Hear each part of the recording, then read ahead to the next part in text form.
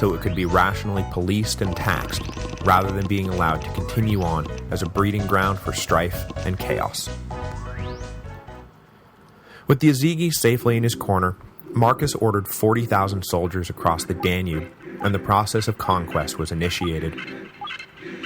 The Marcomanni and Quadi refused to offer themselves in battle and continued their guerrilla campaign, so the Romans methodically worked to sweep and hold every last piece of land until the German armies had nowhere else to hide. This being no ordinary foreign excursion, the legions began to build stone forts rather than keeping to their mobile camps. In the late summer, the Romans were able to trap and defeat a mid-sized tribe allied with the Marcomanni. The captured Germans were marched into Lower Pannonia, where they were disarmed and settled. If this doesn't seem like the worst punishment in the world, you're right. Other than the shame of being defeated and dislodged from their traditional homeland, being moved into the Empire, with its promise of eventual citizenship, was a pretty good deal. The settlement reminds us of the toll the Antonine Plague had taken on the Empire. The border provinces had become depopulated to the point that as often as the Emperor was looking to destroy the tribes, he was also trying to figure out ways to resettle them peacefully on Roman land so that they would become industrious new taxpayers. Indeed, as we'll see in a minute with the Quadi, Marcus's genocidal bent seems to have given way to a policy of integration. He no longer wanted to exterminate the Germans, he wanted to make them Romans. By the winter of 178-179, the Quadi began to worry that the territorial squeeze Marcus had ordered was having an effect. Not only were there fewer places to hide, but there was almost no land to be fought over anymore. In response to the inevitable Roman conquest, the Quadi decided to just abandon the fight and migrate north, where they could make a new life free of Roman troubles. But though this seems like the sort of thing Marcus would have welcomed, after all, the Quadi were essentially ceding him this vast swath of new territory, so awesome, right? The Emperor instead ordered an army led by Maximianus to head the Quadi off and prevent their escape. Had the Empire been bursting at the population seams with thousands upon thousands of potential settlers ready and willing to colonize some new territory, Marcus probably would have just let the Quadi go. But Rome was enduring the opposite plight. In the hardest-hit areas, the plague had cost the Empire something like 30% of its citizens. Not only was there no excess population to be had, Marcus was trying to fill the empty quarters with German settlers. So if he just let the Quadi walk away, his new provinces would remain empty and unproductive, and not paying taxes. Maximianus succeeded in preventing the Quadi from escaping, and in doing so, set the stage for the last great battle of the Germanic Wars. The Quadi were trapped and desperate. The Marcomanni just saw their own Roman-dominated future pass before their eyes, and a third tribe, the Roxolani, were spoiling for a fight because they were bitter at having been denied all the favorable concessions their cousins the Azigis had won. Together, they determined that the guerrilla campaign was futile, and that they needed a decisive victory to prevent complete Roman envelopment. In April 179, a combined German army faced off against the legions and were utterly routed. The back of German resistance broken, once again, Marcus stood on the cusp of total victory. A few mop-up operations were all that stood between the Emperor and his new province of Marcomania. But once again, fate stepped in to deny Marcus a final crowning glory. While still encamped along the Danube, Marcus contracted the Antonine Plague in early 180 AD, and was forced to his deathbed. Knowing that the end was near, he refused to linger on as a shell of a man, or, more importantly, as a shell of an emperor, and stopped eating or drinking, content to let death release him from all the mortal burdens he had spent a lifetime attempting to bear. He implored Commodus to complete the job on the Danube, but his son, contagious father at the end, was already beginning to indulge in his own fantasies about what was good and bad for the Empire, and what was good and bad for Commodus. In mid-March, Marcus gathered his corps of advisors and generals, a corps who would prove during these troubled decades to be amongst the most capable men in Roman history, and implored them to guide Commodus and give the boy the benefit of their experience and wisdom. Having done all he could do, Marcus died on March 17, 180 AD. He was 59 years old and had been sometimes emperor and sometimes co-emperor for almost exactly 19 years. His death will mark a turning point in Roman history, or at least a turning point in the way we conceive of and tell the story of Roman history. There would be no sixth good emperor. The glory and power that was Rome in the 2nd century would quickly give way to the chaos and destruction that was Rome in the 3rd century. Though we conveniently point to Commodus as providing some crucial element in the transition from good to bad, from rise to fall, the fact is that most of the seeds that eventually grew into the crisis of the 3rd century had taken root during the reign of Marcus Aurelius.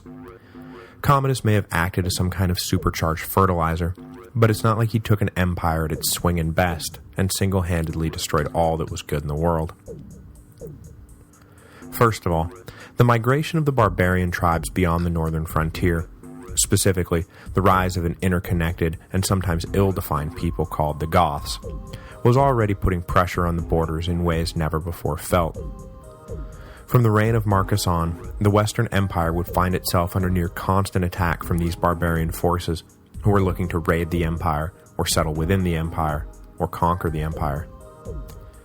In the past, the unified and disciplined legions had always been able to easily mow down the proud but undisciplined warriors of the north. But a new breed of horde was coming, one that was often led by men who had fought in the legions and who knew how to fight the Roman way, which meant that the Romans were about to lose the one competitive advantage they had always had. Further, the Antonine Plague had sapped the strength of both the legions and the civilian population, reducing the Roman ranks at every level. Senators were dying, farmers were dying, generals were dying, infantrymen were dying, emperors were dying. Food shortages resulted, reduced tax revenue resulted, and thus an increased tax burden on those still alive resulted, and of course, the crippling of Rome's military strength resulted. The problem of manning, feeding, and paying the armies would lead to a disconnect between the interests of the people of Rome and the interests of its armies, which in turn led to the more fully developed military dictatorship of the Severan dynasty. Finally, the brief revolt of Avidius Cassius hinted that the unity between the eastern and western halves of the empire was beginning to crack. When all is well, everyone loves everyone else. When times get tough, everyone begins to look at everyone else as the cause of their misfortune. For those in the east, the western battles against migrating barbarians was a drain on their resources, financial as well as human. And for those in the west, the east had become practically an alien world, inhabited by scheming eunuchs and oriental mystics who were destroying the moral fiber of the empire. It is fair to say that Commodus did not cause any of this, nor did he cause the decline and fall of the Roman Empire. Next week, though, we will see what Commodus did to exacerbate the situation. Because though he got off to a good start, a botched assassination attempt early in his reign would trigger an excess of paranoia, a paranoia the young emperor would offset by retreating into a megalomaniacal fantasy world.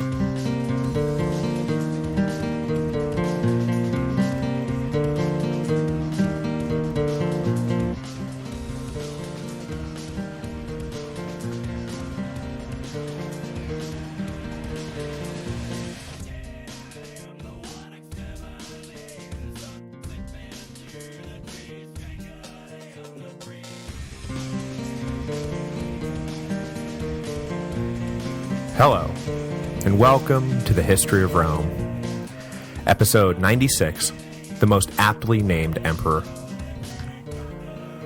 The mildness of Marcus, which the rigid discipline of the Stoics had been unable to eradicate, formed at the same time the most amiable and the only defective part of his character. His excellent understanding was often deceived by the unsuspecting goodness in his heart.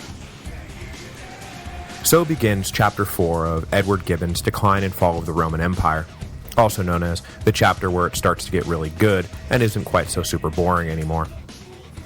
Marcus, suffering from the defect of excessive kind-heartedness, had sealed his legacy as the last good princeps by entrusting the empire to his son, whose legacy everyone agrees is that he was one of the worst emperors of all time.